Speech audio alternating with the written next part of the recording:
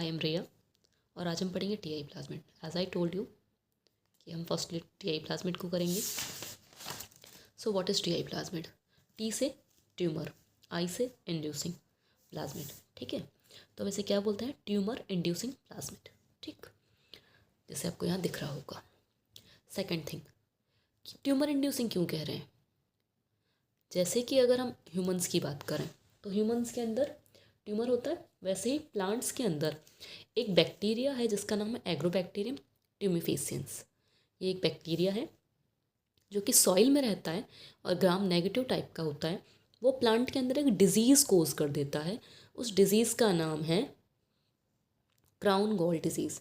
ठीक है, अब ये क्राउन गॉल डिजीज़ में होता क्या है? जहाँ भी आपको प्लांट है, इस प्लांट के अंदर जहाँ भी वुंड दिखेगा इस क्राउन वाले रीजन पे, ये जो क्राउन वाला रीजन है यहाँ पे, जहाँ भी आपको वुंड दिखेगा या फिर आपको जहाँ भी कट वगैरह दिखेगा वहाँ से एक प्रोडक्ट सिक्रेट होगा जिसका नाम होगा एसिटोसिंग्रोन। ठीक है, ये जो एसिटोसिंग्रोन है ये एक फिनोलिक कंपाउंड है।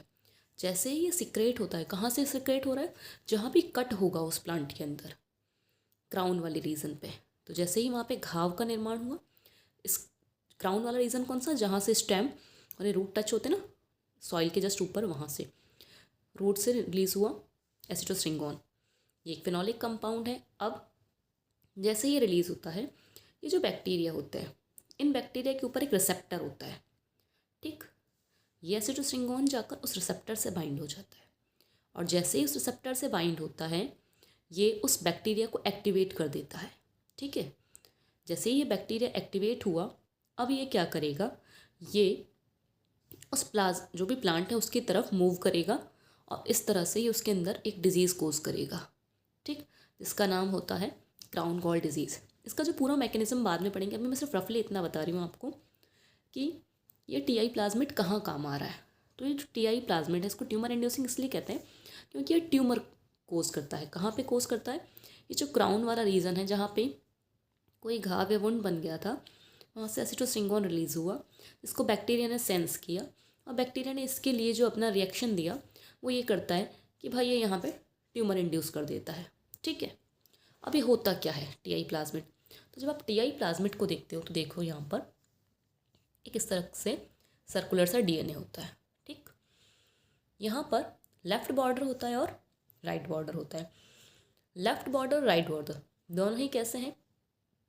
दोनों ही कंजर्व टाइप के हैं, यानी कि एक न्यूक्लियोटाइड का चेंज भी इनके अंदर एक्सेप्टेबल नहीं है। लेकिन लेफ्ट बॉर्डर में फिर भी 2 से 3 न्यूक्लियोटाइड का चेंज चल जाएगा, लेकिन राइट बॉर्डर के अंदर अगर एक न्यूक्लियोटाइड का चेंज भी हो गया तो वो नहीं चलेगा। ठीक है, अब हम देखते हैं इसके अंदर क्या क्या आता है। देखो ये बहुत ज़्यादा हौच-पौच हो रहा है, आपको जो जो इंपॉर्टेंट बता रही हूँ वही समझना। फर्स्ट थिंग, यहाँ से स्टार्ट करते हैं। ये जो टीआई प्लाज्मिड है इसके लेफ्ट बॉर्डर से राइट बॉर्डर तक का जो पार्ट है इसे हम कहते हैं टीडीएनए। कहाँ से कहाँ तक का? यहाँ से, ये ऑरेंज दिख रहा है आपको, यहाँ से यहाँ तक का पार्ट, इसे हम कहते हैं टीडीएनए। ठीक है, टीआई प्लाज्मिड के अंदर टीडीएनए पाया जाता है। अब इस टीडीएनए में क्या क्या पार्ट होते हैं? इस टीडीएनए में आपको दिख रहा होगा सबसे पहले IAAH region, IAAM region, IPT and opine synthase, 4 region है। IAAH एंड IAAM क्या है? IAAH का नाम है indole acetic acid hydrolyse indole acetic acid monooxygenase. IAA क्या होता है? तो हमें पता है IA ऑक्सीन है, तो इसका नाम है indole acetic acid hydrolase indole acetic acid monooxygenase. और IA ऑक्सीन है तो ये दोनों क्या हो गए? ऑक्सीन के जीन्स हो गए। IPT isopentyl transferase. आइसोपेंटाइल क्या है? साइटोकाइनिन है, तो ये एक साइटोकाइनिन का जीन हो गया। यानी कि हम ये कह सकते हैं कि लेफ्ट बॉर्डर से राइट बॉर्डर तक 2 तो ऑक्सीन के जीन है, एक साइटोकाइनिन का जीन है या एक रीजन साइटोकाइनिन का है, और एक जो होता है उसका नाम है ओपाइन सिंथेज जो ओपाइन को बनाएगा। तो इम्पॉर्टेंट क्या आया यहाँ पे? देखो इस बैक्टीरिया को ज़रूरी क्या है? इस बैक्टीरिया के लिए ज़रूरी है ये बेचारा ओपाइन। ये इसका फूड है कि भाई इसको खाना चाहिए, तो ये क्या चाहिए इसको खाने में? ओपाइन, एनोपेलिन टाइप। लेकिन ये क्या करता है? अब ये इसको ओपाइन चाहिए तो इसके लिए इस जो भी प्लांट है उस प्लांट के अंदर इस बैक्टीरिया को पूरा यहाँ से लेके यहाँ तक का पार्ट ट्रांसफ़र करना पड़ेगा। ठीक, अब जब ये यहाँ से लेके यहाँ तक का पार्ट उस प्लांट के अंदर ट्रांसफ़र करता है, जस्ट बिकॉज उसको ओपाइन चाहिए, सिंथेज है ना, सिंथेज का काम क्या होता है, फॉर्मेशन करना, ये सिंथेज जीन क्या करेगा, ओपाइन का फॉर्मेशन कर देगा। तो जब भी ये यहाँ से लेके यहाँ तक जीन जाएगा और ओपाइन का फॉर्मेशन होगा, क्योंकि ओपाइन वाले इस वाले रीजन में ये 3 भी आ रहे हैं जो कि ऑक्सिन और साइटोकाइनिन के जीन हैं, तो ओपाइन के साथ साथ ये भी बनने लगते हैं। ऑक्सिन अपना काम करेगा, साइटोकाइनिन अपना काम करेगा, जिसकी वजह से क्या होगा, उस प्लांट के अंदर सेल डिवीज़न ज़्यादा होगा और सेल डिवीज़न ज़्यादा होने की वजह से सेल्स का नंबर ज़्यादा हो जाएगा और एक ट्यूमर की तरह फॉर्मेशन हो जाएगा। इसलिए बोला ट्यूमर इंड्यूसिंग प्लाज्मिन। ऑक्सिन और साइटोकाइनिन सेल्स का डिवीज़न को इंड्यूस करेंगे, उसको उत्प्रेरित करेंगे, जिससे ज़्यादा नंबर ऑफ सेल डिवीज़न हो। जब ज़्यादा नंबर में सेल डिवीज़न होगा तो वो वहाँ पर बहुत सारी सेल्स बन जाएंगी, जैसे कि ट्यूमर में होता है। ट्यूमर क्या है, ट्यूमर के अंदर भी तो सेल्स का बहुत ज़्यादा डिवीज़न होता जाता है, जिससे कि वहाँ पर हमें एक ट्यूमर जैसा स्ट्रक्चर या एक गांठ जैसा स्ट्रक्चर दिखाई देता है। तो यहाँ पर भी कैंसर वगैरह में होता है ना, यहाँ पर भी कंटिन्यूस सेल डिवीज़न होने के कारण वहाँ पर ट्यूमर जैसा फॉर्मेशन हो जाएगा। अब वहाँ पर ट्यूमर तो बन गया, प्लांट को क्या ज़रूरत थी इस ट्यूमर की, प्लांट को ज़रूरत नहीं थी। अब दूसरा, बैक्टीरिया को तो सिर्फ ओपाइन की जरूरत थी, बैक्टीरिया को भी साइटोकाइनिन और ऑक्सिन की कोई ज़रूरत नहीं है। बैक्टीरिया को अपने मतलब है सिर्फ ओपाइन से, उसको कोई फ़र्क नहीं पड़ता प्लांट को क्या हो रहा है क्या नहीं हो रहा है। उसका सिंपल सा था कि भाई मेरे को तो ओपाइन चाहिए था, मैंने इन दोनों को एक्टिवेट नहीं किया है। ठीक है, बात समझना। मैं आपको ये समझाना चाहती हूँ कि बैक्टीरिया का मतलब ओपाइन से है, लेकिन क्योंकि ओपाइन जहाँ पर है इस TDNA में, वहाँ पे ऑक्सिन और साइटोकाइनिन के जीन भी हैं, जिस वजह से इन दोनों का भी सिंथेसिस होने लगता है और ये दोनों क्या करा देते हैं, सेल डिवीज़न करा देते हैं, जिसकी वजह से वहाँ पे ट्यूमर लाइक स्ट्रक्चर बन जाता है, जिसकी वजह से वहाँ पे ट्यूमर का इंड्यूस हो जाता है, इंडक्शन हो जाता है। अब ये जो एग्रोबैक्टीरियम है कौन से प्लांट के अंदर डिजीज़ कोज कर रहा है, तो जितने भी डाइकॉट प्लांट्स हैं, या हम कह सकते हैं एग्रोबैक्टीरियम मोनोकॉट्स के अंदर डिजीज़ नहीं करेगा, या मोनोकॉट्स के अंदर ट्यूमर को इंड्यूस नहीं कर सकता। ये सिर्फ और सिर्फ डाइकॉट प्लांट्स के अंदर, सिर्फ और सिर्फ डाइकॉट प्लांट्स के अंदर ट्यूमर को इंड्यूस करेगा। तो याद रखना, एग्रोबैक्टीरियम जो ट्यूमिफेसियंस है, ये कौन सी डिजीज़ करता है, क्राउन गॉल डिजीज़ करता है। और ये क्राउन गॉल डिजीज़ किसके कारण होती है, तो TI प्लाज्मिड के कारण होती है। और ये TI प्लाज्मिड के पास में होता है TDNA, जिसमें से बैक्टीरिया को सिर्फ ज़रूरत होती है ओपाइन की, लेकिन ओपाइन के साथ साथ ऑक्सिन और साइटोकाइनिन भी प्रोड्यूस होने लग जाते हैं, जो सेल डिवीज़न को प्रमोट करते हैं, जिससे वहाँ ट्यूमर का फॉर्मेशन होने लगता है। अब आगे बात करते हैं इस TDNA के अलावा। आपको समझ में आया, ये 3 रीज़न इंपॉर्टेंट नहीं थे, लेकिन ये वाला बेचारे को चाहिए था। अब ये लेफ्ट बॉर्डर है, राइट बॉर्डर है, यहाँ से यहाँ तक का ही पूरा का पूरा DNA बैक्टीरिया से प्लांट के पास जाता है। बैक्टीरिया के पास तो ये पूरा है, बैक्टीरिया प्लांट को क्या देगा, तो सिर्फ इतना सा रीज़न देता है। लेकिन ये जो लेफ्ट बॉर्डर है ये भी कंजर्व है और राइट बॉर्डर ये भी कंजर्व है, यानी कि इनके अंदर चेंजेस अलाउड नहीं है। अगर मान लो जस्ट मानो कि यहाँ पर एक सीक्वेंस थी जिसका था ATGC, जो समझना लेफ्ट बॉर्डर के अंदर, और यहाँ पर चेंज आ गया CCGC, तो लेफ्ट बॉर्डर तो इस चेंज को फिर भी कर लेगा, लेकिन राइट बॉर्डर के अंदर एक सिंगल न्यूक्लियोटाइड की मान लो A की जगह CTGC आ गया ना, तब भी राइट बॉर्डर काम नहीं करेगा, यानी कि TDNA का ट्रांसफ़र नहीं हो पाएगा। तो left border right border conserve sequence है, यानी कि इनके अंदर चेंजेस अलाउड नहीं है, लेकिन फिर भी लेफ्ट बॉर्डर के अंदर 2 से 3 न्यूक्लियोटाइड का चेंज कर सकते हैं, राइट बॉर्डर के अंदर नहीं कर सकते। अब आते हैं बाकी। इसके पास एक होता है जो भी ओपाइन बना, क्योंकि उसको ओपाइन चाहिए था ना, अब इसने तो प्लांट के अंदर भेज दिया, ये तो इतना पार्ट तो प्लांट के अंदर जा चुका है। अब प्लांट के अंदर जाने के बाद वो ओपाइन बना, उसको बैक्टीरिया के पास में क्या बच रहा है, ये वाला रीज़न बच रहा है, ओपाइन कैटाबॉलिज्म जीन बच रहा है। अब ओपाइन कैटाबॉलिज्म जीन क्या करेगा, जो ओपाइन बनाए उसको कैटाबोलाइज करके उस बैक्टीरिया को देगा, यानी जो फूड बनाए उसका, उस बैक्टीरिया को खाने के लिए जो फूड मिल रहा है उसको एक तरह से ब्रेक डाउन करके उसको एनर्जी प्रोवाइड करेगा। ठीक, फिर एक आता है ORI रीज़न, क्योंकि प्लाज्मिड है, प्लाज्मिड के पास ORI रीज़न होता है, ओरिजिन ऑफ रेप्लिकेशन रीज़न।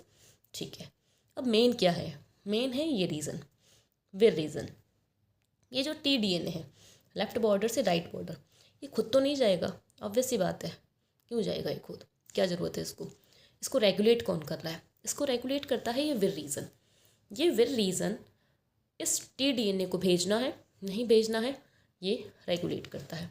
इस विर रीजन को ही बोलते हैं वायरुलेंस रीजन, वायरुलेंस जीन्स या फिर वायरुलेंस रीजन। क्यों बोलते हैं?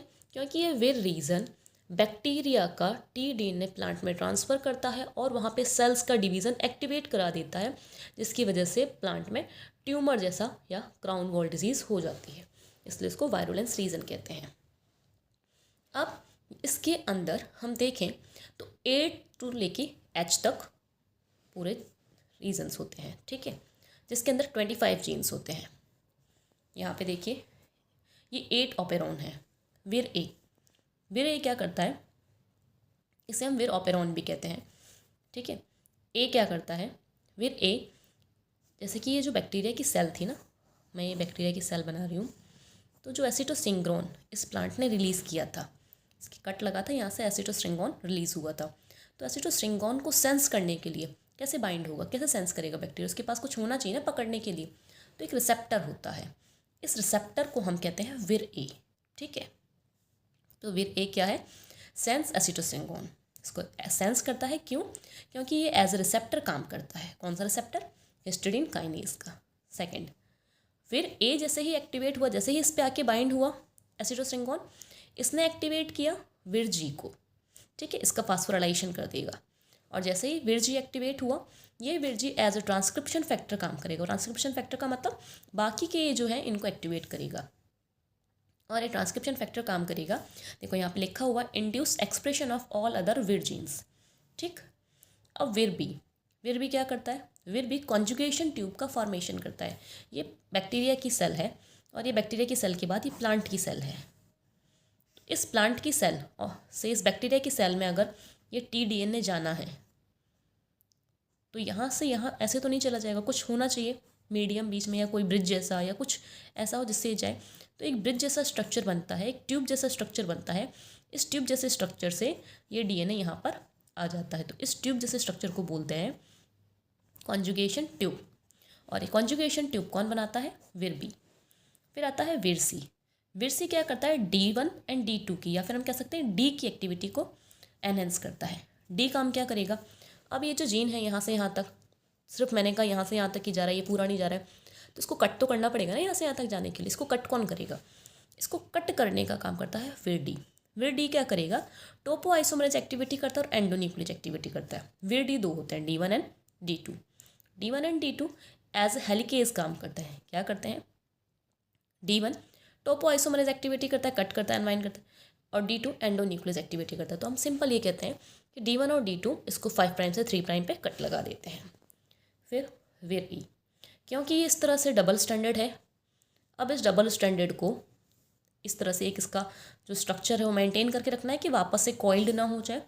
तो जैसे हम रेप्लिकेशन में पढ़ते हैं ना SSB, सेम टू सेम यहाँ पर विर ई SSB की तरह काम करता है। SSB protein single cell binding proteins, ठीक है, single stranded binding protein, single stranded binding protein, ठीक। अब ये क्या करेगा? इसको वापस से कॉइल नहीं होने देगा डीएनए को। फिर आता है विर एफ क्या करता है? यूबिक्विटिनाइजेशन करता है, यानी कि जो भी है यहाँ पर प्लांट सेल में पहुँचने के बाद जो भी जीन्स इसके साथ आए हैं उनका यूज़ नहीं हो रहा है, तो विर एफ उनको यूबिक्विटिन जोड़ देता है और उनको 26 प्रोटीसोम में भेज देता है, जिससे कि वो डिग्रेड हो जाए। तो अभी तो हमें सिर्फ ये याद रखना है कि ये टीआई प्लाज्मिड है, क्योंकि हमें तो टीआई प्लाज्मिड ही पढ़ना है ना अभी तो आपको ज़्यादा दिमाग पे लोड नहीं लेना है। आपको सिर्फ इतना याद रखना है, एक टीआई प्लाज्मिड होता है जो कि बैक्टीरिया के अंदर पैदा होता है। उस बैक्टीरिया का नाम है एग्रोबैक्टीरियम ट्यूमेफेसियंस, जो कि एक सॉइल बैक्टीरिया है और ग्राम नेगेटिव टाइप का होता है। ये डाइकॉट प्लांट्स के अंदर ट्यूमर इंड्यूस करता है, जिसकी वजह से प्लांट्स को क्राउन गॉल डिजीज़ हो जाती है। ये क्राउन गॉल डिजीज़ के लिए जिम्मेदार कौन है? तो इस टीआई प्लाज्मिड का टीडीएनए, जिसके पास लेफ्ट बॉर्डर होता है, राइट बॉर्डर होता है। लेफ्ट बॉर्डर और राइट बॉर्डर दोनों ही कंजर्व सीक्वेंस है, लेकिन लेफ्ट बॉर्डर पे 2 से 3 न्यूक्लियोटाइड का चेंज एक्सेप्टेबल है। इसके पास 2 ऑक्सिन के IAH एंड IAM और एक साइटोकाइनिन का जीन होता है, और सबसे इंपॉर्टेंट ओपाइन सिंथेस जीन होता है जो बैक्टीरिया को चाहिए होता है। इसको ओपाइन टू कैटाबॉलिज्म करने के लिए इस टी से बाहर की तरफ ओपाइन कैटाबॉलिज्म जीन होता है। एक ORI रीजन होता है, ओरिजिन ऑफ रेप्लिकेशन रीजन, और ये विर रीजन होता है। ये विर रीजन रिस्पॉन्सिबल है इस टी को ट्रांसफ़र करने के लिए। अगर हम सबका काम देखें, इस विर रीजन में A से लेके H तक होते हैं जीन्स। अगर मैं A की बात करूँ तो ये एक रिसेप्टर की तरह काम करता है। G की बात करूँ तो ट्रांसक्रिप्शन फैक्टर की तरह काम करता है। B कॉन्जुगेशन ट्यूब बनाता है। C D को एक्टिवेट करता है। और विर ई एक्टिवेट नहीं कह सकते आप, एनहेंस करता है। और विर ई सिंगल स्ट्रैंडेड बाइंडिंग प्रोटीन की तरह काम करता है। और विर एफ यूबिक्विटिनाइजेशन करता है। H का फंक्शन अननोन है। ठीक है, तो यहाँ पे 25 वायरल्स जीन होते हैं, 8 ओपेरॉन है ये सारे। अब ये जो पूरा TI प्लाज्मेट है ये तो आपको समझ में आ गया। एक एडिशनल चीज़, जैसे कि मैंने कहा TI प्लाज्मेट ये क्या कर रहा है, हमने बोला ट्यूमर इंड्यूसिंग प्लाज्मेट किस में था, एग्रोबैक्टीरियम ट्यूमी फेसियंस में। याद रखना है आपको, क्वेश्चन बनता है अगर, जैसे कि जिनका भी BSc वगैरह का है या MCQ बनता है तो यहाँ से बनता है। ये किसके अंदर पाया जाता है, मतलब कौन है, तो एग्रोबैक्टीरियम टिमिफेसियंस है। ये एक सॉइल बैक्टीरिया है जो कि ग्राम नेगेटिव टाइप का होता है, इतना याद रखना। ठीक है, कैसा बैक्टीरिया है, तो सॉइल बैक्टीरिया है, याद रख लेना। इसी के साथ साथ एक और होता है जिसका नाम है एग्रोबैक्टीरियम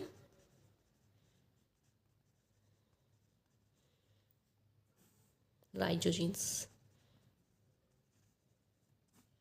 ये क्या करता है, ये इसके पास में प्लाज्मेट होता है,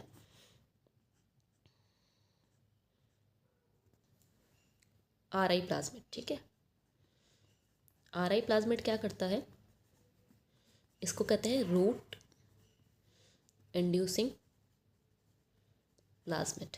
ये सिर्फ आपके ये इससे रिलेटेड नहीं है, बट क्वेश्चन अगर MCQ में आता है तो ये वाला आएगा। जैसे कि ग्राम नेगेटिव बैक्टीरिया है, ऐसे पूछा जाता है। अगर जैसे कि आपका नेट लेवल का ऐसा कोई एग्जाम है तो उसमें पूछा जाएगा एग्रोबैक्टीरियम टिमिफेसियंस कैसा बैक्टीरिया है, सॉइल बैक्टीरिया है, ग्राम नेगेटिव टाइप का, जो स्टेटमेंट आता है ना उसमें आता है। इसके पास TI प्लाज्मेट है और एक क्राउन गोल्ड डिजीज़ करता है। ठीक है, और एग्रोबैक्टीरियम राइजोजिनस कैसा है, RI प्लाज्मेट है इसके पास में, जिसे बोलते हैं रूट इंड्यूसिंग प्लाज्मेट, और ये हेयरी रूट डिजीज़ करता है, हेयरी रूट डिजीज़ करता है। ठीक है, तो आपको ये याद रखना है क्योंकि क्वेश्चन स्टेटमेंट की फॉर्म में इन दोनों को दे दिया जाएगा आपको स्टेटमेंट में, और इनको ही ऑल्टरनेटिवली दे दिया जाएगा। आपने देखा हुआ एग्जाम में ऐसा ही आता है कि जैसे ऐसे दे दिया TI प्लाज्मेट एग्रोबैक्टीरियम राइजोजीन्स में पाया जाता है, तो गलत हो गया, ये टिमिफेसियंस में पाया जाएगा। और सॉइल बैक्टीरिया है, कौन सा डिजीज़ कर रहा है, क्राउन गोल। लेकिन अगर इसकी जगह पे इसका दे दिया पूरा तो वो रॉन्ग हो जाएगा, तो ये थोड़ा सा ध्यान रखिएगा। ठीक है, अगर इसमें कोई डाउट हो तो पूछ लीजिएगा, और अगर आपको कोई सजेशन देना हो तो दे सकते हैं आप। ठीक, थैंक यू, नेक्स्ट क्लास में मिलते हैं।